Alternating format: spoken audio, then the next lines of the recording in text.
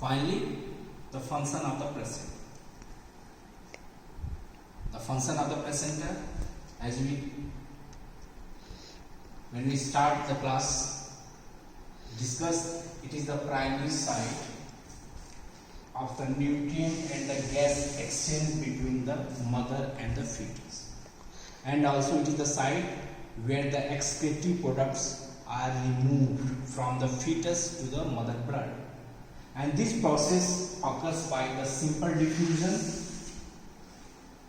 and by the active process. Then passive immunity to the fetus. As we know, this placenta acts as a barrier, but it is not a true barrier. It prevents many harmful substances to enter into the fetal blood, but it allows the transfer of mother antibody, that is the IgG antibody, from mother to the fetus, and this antibody protects the fetus from the many bacterial infections. So it provides the passive immunity to the fetus by the transfer of this antibody from mother to the fetus. This immunity is known as the passive immunity. It is the passive immunity. Now, it is a protective barrier, but it is not a true barrier, because most of the virus,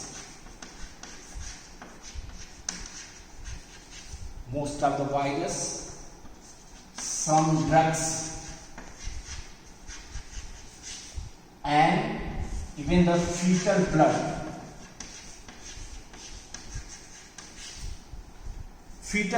can also transfer from the fetus, from the mother to the fetus, or fetus to mother.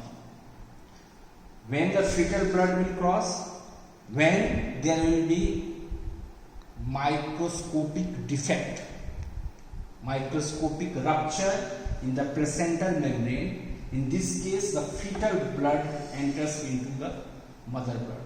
So it is not a true barrier, because most of the virus can cross the placenta. Some drugs also cross the placenta and causing the teratogenic effect. Now the story. Next function, it is the storage.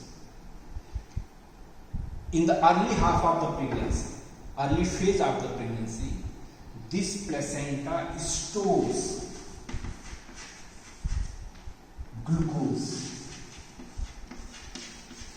in form of the glycogen. It stores iron, it stores calcium. But latter half of the pregnancy, when the liver is formed, this storage function is shifted from this placenta to the liver. But in early pregnancy, it stored the glycogen in the form of glycogen, iron and the calcium.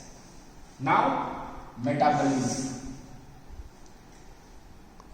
In the early period of the pregnancy, this placenta synthesizes glycogen.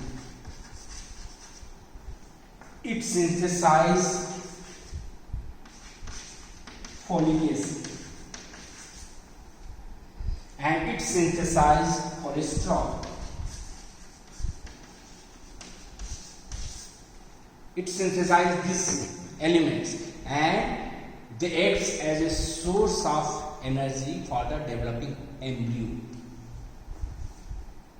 So it has the metabolism function. Now this placenta synthesizes litany of hormones and prostaglandins, out of which the important is HCG hormones. It is the placental progesterone, estrogen and the lactogen. These are the four important hormones synthesized by the placenta.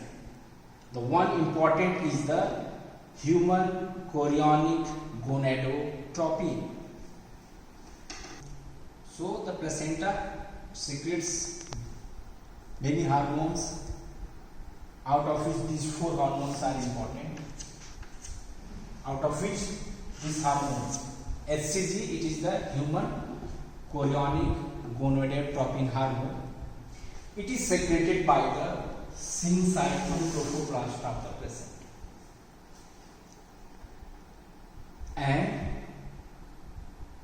this hormone is responsible for the early pregnancy test. It is detected on the 8th day after the missing of the first menstrual period in the urine as well as the blood. And this is responsible for giving the early pregnancy test. Now this is structure and functionally similar to the luteinizing hormone, secreted by the pituitary gland. Now this human chorionic gonadotropin hormone, its level reaches maximum up to the 10th week of the pregnancy.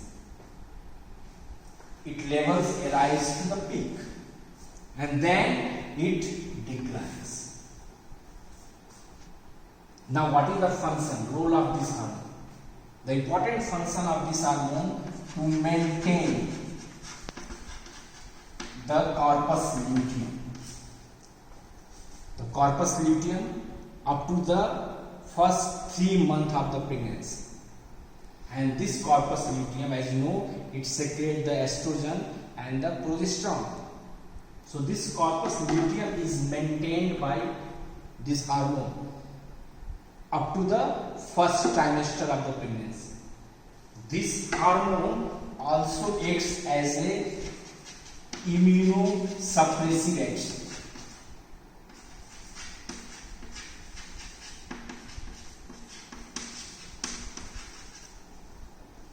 It has an immunosuppressive action and it prevents the mother for the rejection of the fetus as a foreign material. It plays an important role. Then this hormone stimulates the interstitial cells of the testes of the male fetus to secrete the testosterone.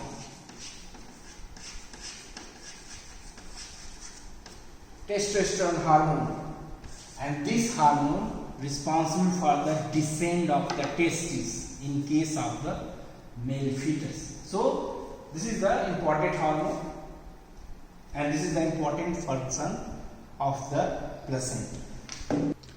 Now this is the model of the placenta. As we earlier discussed this diagram in the chart, this model is generally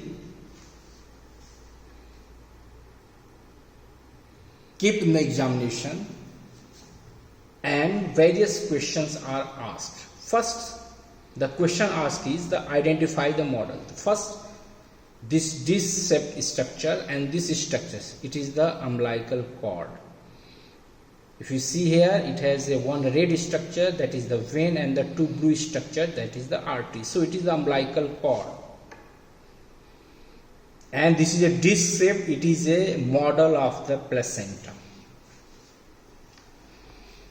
Now the examiner asked which one is the fetal surface and the maternal surface. We have earlier discussed this is the chorionic plate, this is the fetal surface because this umbilical cord is attached. And this, it is the myometrium layer, and these are the spiral artery and the myometrial veins. These green structures, these are the placental septa. Now see the villi. These are the villi. And we know in this villi the blood is of the fetus. And they have the truncus, ramus and the rami. It is a branching pattern like a tree. And in this section there are no villi are present in this space. This space are known as the intervillous space. And this intervillous space contains the maternal blood. So it is frequently asked, where is the mother blood is present and where is the fetal blood is present. The fetal blood is present in the villi, while the mother blood in the intervillous space.